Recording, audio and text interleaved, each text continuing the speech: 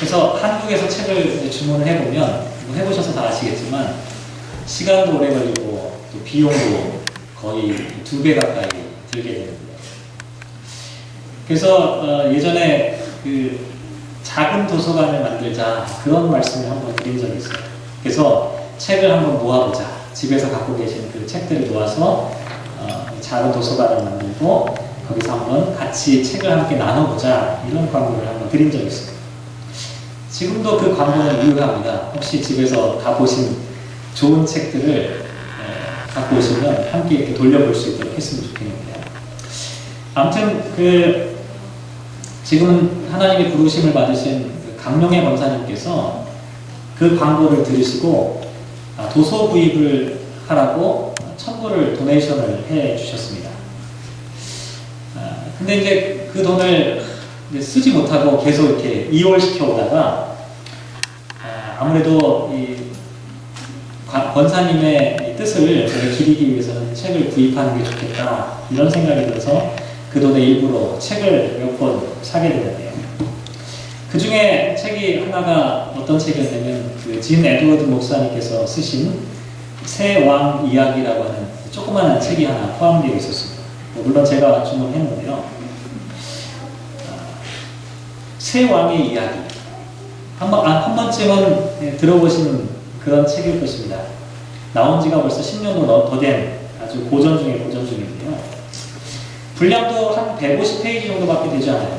그리고 글자도 상당히 크게 되어 있고, 그래서 뭐 내용이 아주 간편해서 붙잡으면 몇 시간이면 다 읽을 수 있는 그런 책인데요. 제가 그 책을 받은 다음에 지난 한 주간 동안에 몇 권의 읽은 책 중에 그 책이 포함되어 있었는데, 내용도 알고 있는 책이고 예전에 한번 읽었던 책인데도 이 새 왕의 모습이 제 머릿속에 이렇게 빙빙빙빙 도는 것을 느꼈습니다. 새 왕이 누구냐면 사울 왕과 다윗 왕과 압살롬 세 명을 왕으로 주인공으로 하는 그와 같은 이야기인데요. 책의 제1부에서는 사울과 다윗에 대한 이야기가 나와요. 그리고 2부에는 다윗과 압살롬을 비교하면서 이야기가 나오게 돼요. 제가 그 이야기를 보면서 나는 도대체 어떤 사람일까? 사울 왕과 같은 사람일까? 아니면 압살롬과 같은 사람일까? 아니면 다윗 같은 사람일까? 이런 생각들, 이런 고민들을 제가 해보게 되었어요. 그러면서 오늘 이 책에 나와 있는 이야기와 오늘 본문 말씀을 같이 한번 연결시켜서 묵상을 하게 됩니다. 나는 도대체 지금까지 세 왕 중에서 누구를 가장 많이 닮아 있고 또 닮아가고 있는 중일까? 라고 하는 것들을 고민하게 되죠. 그래서 오늘 저와 여러분이 다 왕들입니다. 그래도 기분 좋으시죠? 다 왕들이신데 어떤 왕인가? 우리는 누구를 닮아가고 있는가? 라고 하는 것들을 오늘 말씀을 통해서 함께 생각해 봤으면 좋겠습니다. 먼저 말씀드린 대로 책의 일부를 보면 다윗의 이야기로부터 시작이 됩니다. 우리가 잘 아는 내용이에요. 다윗이 사무엘로부터 기름 부음을 받아서 왕이 되었어요. 그리고 어떻게 됩니까? 골리앗을 물리치는 놀라운 사건을 경험하게 되죠. 근데 이 에드워드 목사님은 그렇게 질문합니다. 이렇게 훌륭하고 하나님을 신실하게 믿는 이 다윗을 왜 곧장 왕이 되게 하지 않으셨을까? 왜 그랬을까? 오히려 하나님은 다윗을 엉뚱한 곳으로 인도하셨다는 거예요. 시기와 질투, 그리고 자기 자리를 위협한다는 위기감 때문에 점점 미쳐가고 있는 그 왕의 그 목적 앞으로 다윗이라고 하는 아주 좋은, 착하고 훌륭한 이 친구를 인도해 갔다는 것이죠. 에드워드 목사님은 여기에 대해서 이렇게 얘기를 하더라고요. 이것은 다윗으로 하여금 진정한 왕이 되기 위해서 깨어짐으로 인도하신 것이다. 이렇게 얘기해요. 진정한 왕이 되기 위해서는 깨어지는 것이 필요했다는 것이죠. 어쨌든 다윗이 이 사울 앞에서 살게 되었는데 어떤 일을 경험하게 되냐면 사울이 다윗을 향해서 어느 날 창을 던지는 그와 같은 사건들을 경험합니다. 한번 생각해 보세요. 부하에게 창을 던지는 그 사람. 자기 자리가 위협받거나 자기보다 유능한 사람을 만나게 되면 그 사람에게 창을 던져서라도 자기 자리를 지켜야 한다고 생각하는 사람이 바로 사울의 모습이라고 하는 것이죠. 너무나 잘 알고 있는 이 이야기인데요. 제가 이 이야기를 생각해 보는데, 우리 자신의 모습이 아닐까 제가 이런 생각이 들었습니다. 우리가 이렇게 창을 많이 던지는 사람들이라는 것이죠. 나를 돕고 나와 함께 하고 있는 사람조차도 신뢰하지 못하고 견제하고 시기하고 질투하고 미워하고 결국은 창을 꺼내서 그 사람을 향해서 던져서 그 사람을 제거하는 그러한 같은 일들을 우리가 무수히 많이 하고 있다는 것이죠. 여러분이 만약 그런데 창을 던지는 사람이 아니라 혹시 창을 맞는 사람의 입장에 놓여 있다라고 생각하면 어떤 생각이 드시겠어요? 나를 향해서 어떤 사람이 불의하게도 창을 던진다. 보통의 경우는 어떻게 합니까? 살짝 우선 피했다가 목숨을 구해야 돼요. 살짝 피했다가 잘못 던져진 그 창을 뽑아가지고 다시 그 사람에게 되돌려 던져야 그래야 되지 않을까요? 이게 정상이에요. 근데 다윗은 참 고민스러운 상황 가운데 처해 있었습니다. 왜냐하면 당연히 나를 공격하고 나를 죽이려고 하는 그 사람 창을 뽑아서 칼을 뽑아서 그 사람에게 되돌려 주어야 하지만 되돌려 주려고 생각해 보니까 그 사람을 보니까 그 사람이 누구였냐면 하나님께서 기름 부은 사람이었다는 사실입니다. 하나님이 세우신 왕이었다고 하는 것이죠. 창을 들고 그 사람을 향해 던지려고 하는 순간 다윗의 손을 막은 것은 하나님께서 세운 사람을 내가 함부로 죽일 수 있을까라고 하는 고민과 갈등. 그렇다고 해서 가만히 있자니 어떻게 돼요? 끊임없이 창을 던지고 있는 이 사울에게 자기의 생명이 위태한, 그래서 이러지도 못하는 또 저러지도 못하는 그런 딜레마 가운데 다윗이 놓이게 됐다는 거죠. 그런데 결과는 우리가 잘 알죠? 다 아시는 대로 다윗은 창을 던지지 않았다는 거예요. 에드워드 목사님은 여기에 대해서 이렇게 이야기를 하시더라고요.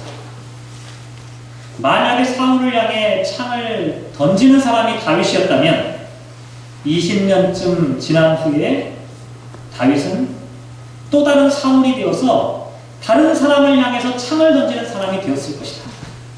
그리고 그렇게 서서히 미쳐가고 있었을 것이다. 이렇게 말합니다. 어떤 이유에서든지 창을 던져서 권위를 지키려고 하는 사람은 결국 사울이 될 수밖에 없다는 것을 지적하고 있는 것입니다. 이것이 하나님께서 다윗을 사울의 궁전에서 머물게 하셨던 이유다. 이렇게 얘기합니다. 하나님께서 다윗을 훈련하기를 원하셨던 것은 그 순간에 창을 던지는 사람이냐 그렇지 않느냐라고 하는 것을 테스트하고 훈련하기 위한 그와 같은 목적이 그 가운데 있었다는 것이죠. 다윗은 사울의 궁전에 머물면서 하나님의 기름 부음을 받은 왕과 미치광이 왕이 공존하는 그 현실 가운데서 다윗으로 하여금 사울이 될 것이냐 다윗으로 살 거냐를 선택하고 결단하도록 그렇게 훈련하셨다는 것이죠. 왜냐하면 다윗의 심장 가운데도 사울의 모습이 담겨져 있었기 때문이라는 거죠. 아니, 이 세상을 살아가는 모든 사람의 심장 가운데는 이미 사울의 본성이 숨겨져 있기 때문이라는 것이죠. 결국 다윗이 선택한 것은 창을 되던지지도 못하고 그렇다고 해서 그 창에 맞아 죽는 것도 아니고 유일한 선택은 그 자리를 피하는 것뿐이었어요. 그래서 다윗은 도망자의 신세가 되어 방랑의 길을 떠나게 되는데 어느 날 동굴 속에서 또 다른 한 번의 기회를 맞이하게 됩니다. 여태까지 만났던 그 어떤 기회와 비교할 수 없을 만큼 너무나 좋은 절호의 찬스가 다윗에게 찾아오게 된 것이죠. 많은 주변에 있던 동료들도 그렇게 얘기합니다. 이번 기회는 하나님이 주신 것이다. 그러니 저 미친 사울을 죽이는 것에 아무런 죄의식을 가질 필요가 없다. 이렇게 이야기를 하죠. 그럼에도 불구하고 다윗은 사울을 죽이지 않았습니다. 에드워드 목사님은 이렇게 표현하고 있더라고요. 나는 왕들을 미쳐버리게 하는 그 길을 택하지 않겠소. 다윗이 이렇게 대답했을 것이라는 것이죠. 또 이렇게 얘기합니다. 사람들은 이기는 법을 배우려고 하지만 다윗은 지는 법을 배웠고 빼앗는 것이 아니라 주는 것을 배웠고 고통을 스스로 감내하고 깨어지는 훈련을 하였습니다. 이것이 진정한 왕이 되는 훈련이라고 말하고 있습니다. 저와 여러분이 잘 알듯이 사울이라고 하는 사람은 원래 어떤 사람이었습니까? 아주 훌륭한 가문에서 태어난 영웅과도 같은 그 같은 사람이었습니다. 뿐만 아니라 사울이라고 하는 사람은 하나님의 영으로 세례를 받은 그와 같은 사람이었습니다. 처음으로 왕국을 통일시킨 위대한 지도자였습니다. 그런데 어느 날부터인가 사울은 점점 사울이 되고 말았습니다. 창을 던지는 사람이 되었고 미워하고 시기하고 공격하고 죽이는, 그러면서 자기의 권위와 권력을 지키려고 하는, 자신의 고통을 다른 사람들에게 전가하는 그와 같은 왕의 모습으로 서 있는 것이 사울의 모습이었다. 하나님은 다윗을 사울 앞에서 훈련받게 하셨습니다. 자기 내면에 있는 사울의 모습을 깨뜨리도록 그렇게 훈련하셨다는 것이죠. 이게 사울과 다윗과 연관된 첫 번째 1부 이야기이고, 두 번째 2부로 넘어가게 되면 상황이 싹 바뀝니다. 다윗과 압살롬의 이야기입니다. 그 전의 이야기에서는 사울이 노인이었고 다윗이 청년이었습니다. 그런데 2부로 넘어가게 되면 다윗이 노년이고 압살롬이 청년입니다. 다윗의 아들 압살롬은 아주 유능하고 훌륭한 청년이었습니다. 다윗이 젊었을 때보다도 더 훌륭한 모습을 갖추었습니다. 압살롬 주변에는 다윗 주변에 있었던 사람들보다 훨씬 더 많은 사람들이 함께하고 있었습니다. 압살롬을 지지하는 사람들이었어요. 그러면서 이렇게 얘기를 합니다. 다윗의 시대는 문제있고 불의하다. 그러니 이제 끝장내야 한다 라고 하는 사람들의 이야기가 들려오기 시작했습니다. 다윗도 이와 같은 소식을 듣고 있었습니다. 점차 다가오는 반역의 기운을 느끼고 있었던 거죠. 그의 부하들도 마찬가지였습니다. 다윗의 충신이었던 요압과 아비새는 다윗에게 이렇게 충고하였습니다. 압살롬은 당신을 대적하여 반역을 시도할 것입니다. 이 나라를 자신이 취하려고 할 것입니다. 지금 그를 죽여야만 합니다. 그때 다시 다윗이 또한 이렇게 대답했다고 해요. 아비새, 너는 나에게 사울과 같이 되라고 이야기하고 있거든. 그를 막기 위해서 나는 사울이 되든가 아니면 압살롬이 되어야만 해. 그러나 내가 젊었을 때 나는 압살롬이 아니었고 지금 노년이 되어서 나는 사울과 같이 될 수 없다네. 그저 늙은 이때에도 나는 다윗의 모습 그대로이고 싶을 뿐이라네. 이렇게 대답을 했어요. 그러면서 계속해서 이렇게 이야기합니다. 하나님은 권세 있는 미친 왕으로부터 아무 힘도 없는 한 목동을 구해내셨지. 그분은 역시 야망에 찬 젊은 반역자로부터 늙은 왕을 구하실 수 있는 분이라네. 아비새, 그런데 내가 하나님의 이름으로 내 작은 영토를 방어해야겠는가? 창을 던지고 계략을 세워 분열시키고 그리고 내가 그 영혼들을 죽여야겠는가? 나의 제국을 보호하기 위해 어쩌면 압살롬이 이 나라를 다스리는 것이 하나님의 뜻일 수도 있다네. 그래서 나는 그분의 능력을 이용해서 압살롬을 죽이기를 바라지 않네. 오히려 그분의 뜻이 무엇인지를 알고 싶다네. 그런데 결국 압살롬은 반역을 일으켰습니다. 다윗은 사울의 궁궐을 쫓겨나듯이 도망갔던 것처럼 자신의 왕궁을 쫓겨나듯이 도망가게 되었습니다. 그러면서 이렇게 말했습니다. 하나님, 왕권은 내 것이 아닙니다. 내가 가질 것도 보호할 것도 지킬 것도 아닙니다. 나는 성을 떠나겠습니다. 왕권은 이제 주님의 것입니다. 나는 하나님을 방해하지 않을 것입니다. 만약 내가 왕이 될 사람이 아니라면 하나님은 압살롬을 왕으로 세우시는데 아무 문제가 없으실 것입니다. 하나님이요, 이제 하나님이 되시옵소서. 이게 새 왕 이야기의 전체적인 줄거리입니다. 책을 읽고 나는데요, 여러분도 책을 읽은 것과 똑같은 효과를 지금 갖고 계실 텐데 마음이 참 심란하고 복잡하고 무겁더라고요. 참 마음이 심란해요.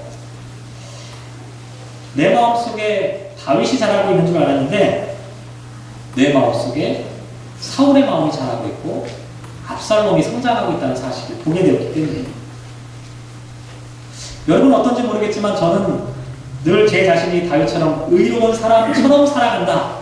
그렇게 되려고 노력한다. 이렇게 생각하고 있었어요. 나를 공격하는 사람은 사울 같은 미치광이거나 아니면 나에게 반역하는 사람은 압살롬 같은 그와 같은 도전자라고만 생각을 했습니다. 제거해도 된다고 생각했어요. 하지만 어느덧 내 자신이 다윗을 향해 창을 던지는 사울처럼 되어 있다. 아니, 압살롬처럼 되어가고 있구나 라고 하는 사실들을 점점 생각해 보게 되었습니다. 이상하게도 나는 다윗이 되고 싶은데 내 안에 자라가고 있는 것은 사울과 압살롬의 모습이라고 하는 사실을 발견했다는 것입니다. 여러분은 어떻습니까? 여러분의 마음 가운데 지금 어떤 왕이 자라나고 있습니까? 여러분의 마음 가운데 지금 자라나고 있는 왕은 다윗 왕입니까? 아니면 사울 왕입니까? 아니면 압살롬입니까? 왜 우리 가운데 다윗이 자라나지 못하고 왜 우리 가운데 사울이 자라나고 있을까요? 왜 그럴까요? 이런 질문을 갖고 오늘 본문 말씀을 한번 생각해 봤습니다. 오늘 본문 말씀 17절 말씀인데요. 같이 한번 읽어볼까요? 17절. 같이 읽어보겠습니다. 시작. 형제들아, 너희는 함께 나를 본받으라. 그리고 너희가 우리를 본받는 것처럼 그와 같이 행하는 자들을 눈여겨보라. 나를 본받으란 말은요, 실제 단어를 찾아보면 흉내내라, 내가 하는 말을 따라해봐라, 이런 의미를 갖고 있습니다. 야, 나를 한번 흉내라도 내봐. 다윗이 사도 바울이 지금 이렇게 이야기하고 있죠. 근데 사실 어떻게 생각해보면 야, 바울이 좀 해도 너무 교만하다, 그런 생각이 좀 들었어요. 처음에는 자기가 얼마나 잘났다고 자기를 본받으라, 야, 내가 하는 것 좀 봐, 나만큼만 해. 제가 여러분에게 만약 이렇게 얘기하면 여러분 기분 상당히 나쁘시겠죠. 신앙생활 좀 저만큼 좀 하십시오. 상당히 기분 나쁘시죠? 지금 사도 바울이 그렇게 얘기해요. 여러분 나만큼만 좀 하십시오. 근데 사실 이것은 내가 잘났다라고 하는 사도 바울의 교만한 표현이 아닙니다. 왜냐하면 앞에 나와 있는 12절 말씀과 한번 연결시켜서 생각해보면 금방 아는데요. 12절 말씀 한번 읽어보죠. 시작. 내가 이미 얻었다 함도 아니요 온전히 이뤘다 함도 아니라 오직 내가 그리스도 예수께 잡힌 바 된 그것을 잡으려고 달려가자. 다시 말씀드리면 사도 바울이요, 자기가 완성된 사람이다, 나는 참 잘난 사람이니까 나를 좀 보고 배워라, 이렇게 말하고 있는 것이 아닙니다. 자기 자신도 여전히 불완전하다는 것을 사도 바울은 알고 있었어요. 그런데 문제는 뭐냐면 나는 불완전하고 연약한 사람이지만 지금도 끊임없이 예수님을 닮아가기 위해 예수님을 목표로 내 인생을 지금 살아가고 있습니다라고 사도 바울은 당당하게 이야기를 하고 있다는 거죠. 그래서 여러분들도 나는 불완전하지만 내가 완전자이신 예수님을 닮아가기 위해 지금도 열심히 살아가는 것처럼 여러분들도 같이 그 주님을 바라보며 한번 주님을 향해 살아봅시다, 이렇게 지금 권면하고 있다는 거죠. 그런데 사도 바울의 기대와 소망과는 달리 그때 당시 사람들은 어떻게 살고 있었냐면요, 18절 말씀이에요. 18절 같이 읽어볼게요. 시작. 내가 여러 번 너희에게 말하였거니와 이제도 눈물을 흘리며 말하노니 여러 사람들이 그리스도의 십자가의 원수로 행하느니라. 바울이 오죽했으면 눈물을 흘리며 간곡하게 여러분 우리 함께 그렇게 삽시다라고 간곡하게 부탁하였지만 그럼에도 불구하고 사람들이 지금 어떻게 살아갔냐면 그리스도의 십자가의 원수로 살아가고 있다. 이게 믿지 않는 사람들 이야기가 아니에요. 지금 믿는다고 하는 사람들을 향해서 지금 이렇게 얘기하는 거예요. 그리스도를 닮아가는 그 같은 삶을, 그리스도를 목표로 효대를 향해 살아가기는커녕 그리스도의 십자가의 원수로 살아가고 있다. 여기 나와 있는 이 원수라고 하는 표현은요, 좀 강한 표현이긴 하지만 미워하고 싫어하는, 극도로 미워하고 싫어하는 것을 나타내는 그런 표현이에요. 사람들이 십자가를 극도로 싫어한다는 거예요. 사람들이 신앙생활을 하면서도 십자가를 마음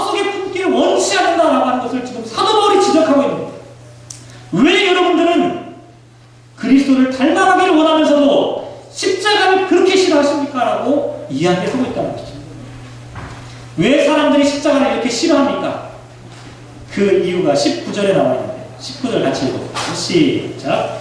그들의 마침은 멸망이요 그들의 신은 배요 그 영광은 그들의 부끄러움에 있고 땅의 일을 생각하는 자라. 사람들이 그리스도의 십자가의 원수로 살아가게 되는 그 까닭이 어디에 있냐면 그들의 신이 배이기 때문이라. 그들의 하나님이 배라는 배. 상징적인 표현이죠. 그들은 지금 하나님을 무엇으로 섬기고 있냐면 자기 배를 하나님으로 섬기고 있기 때문에 그렇다는 거예요. 그렇기 때문에 그 다음에 나와요. 그 영광은 그들의 부끄러움에 있다.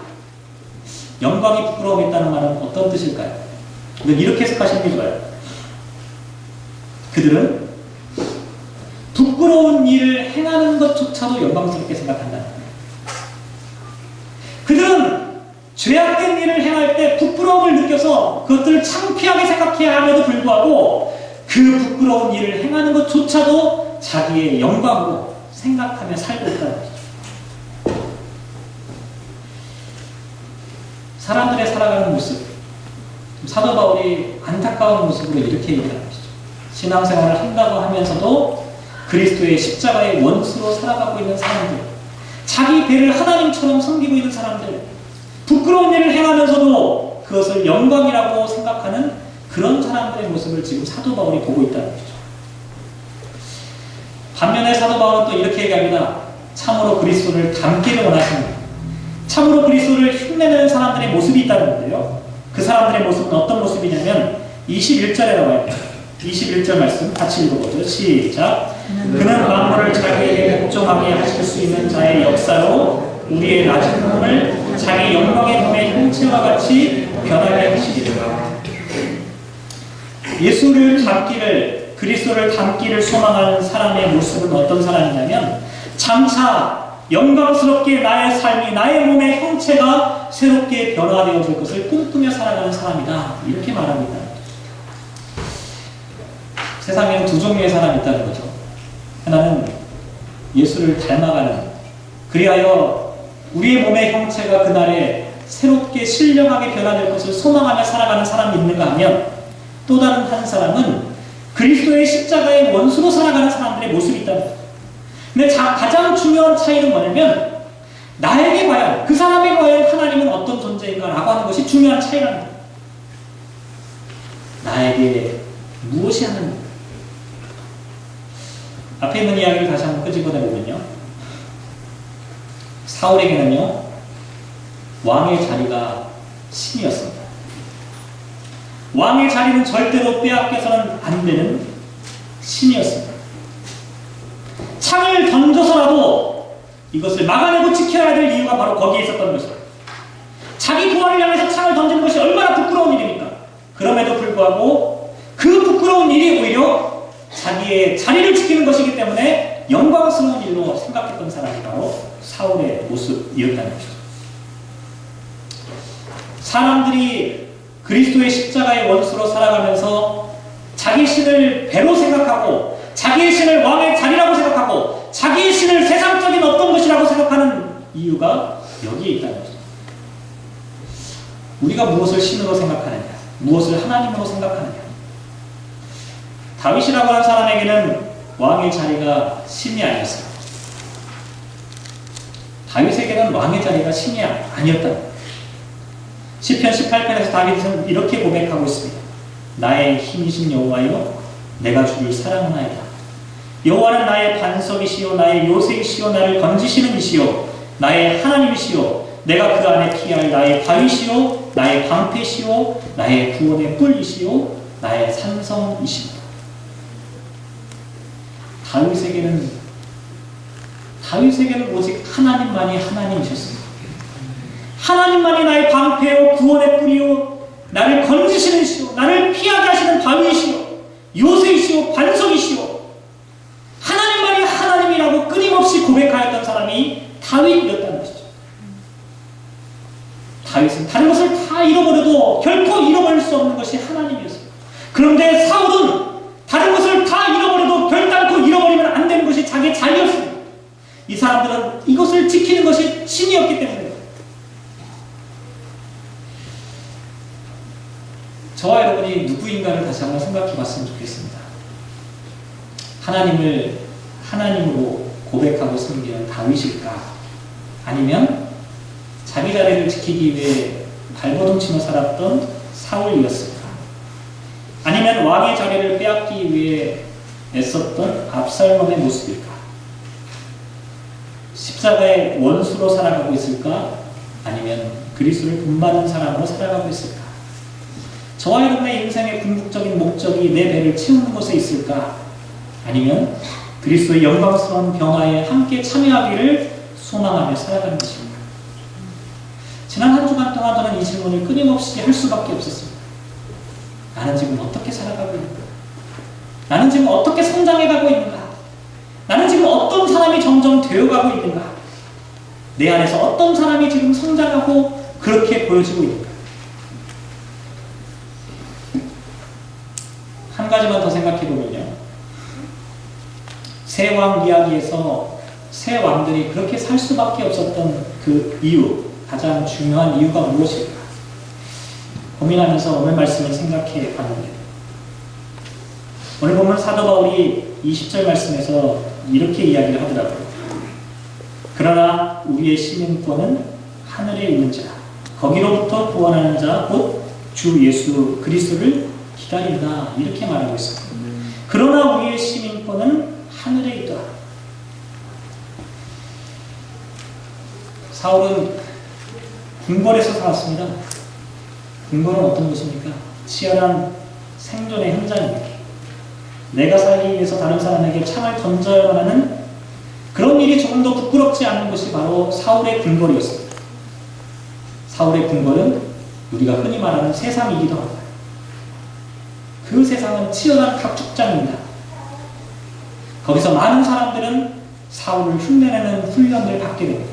철저하게 사울이 되는 사람이 승리자가 되는 것이 사울의 궁궐이고 사울의 현장이고 우리들이 살아가는 이 삶의 모습입니다.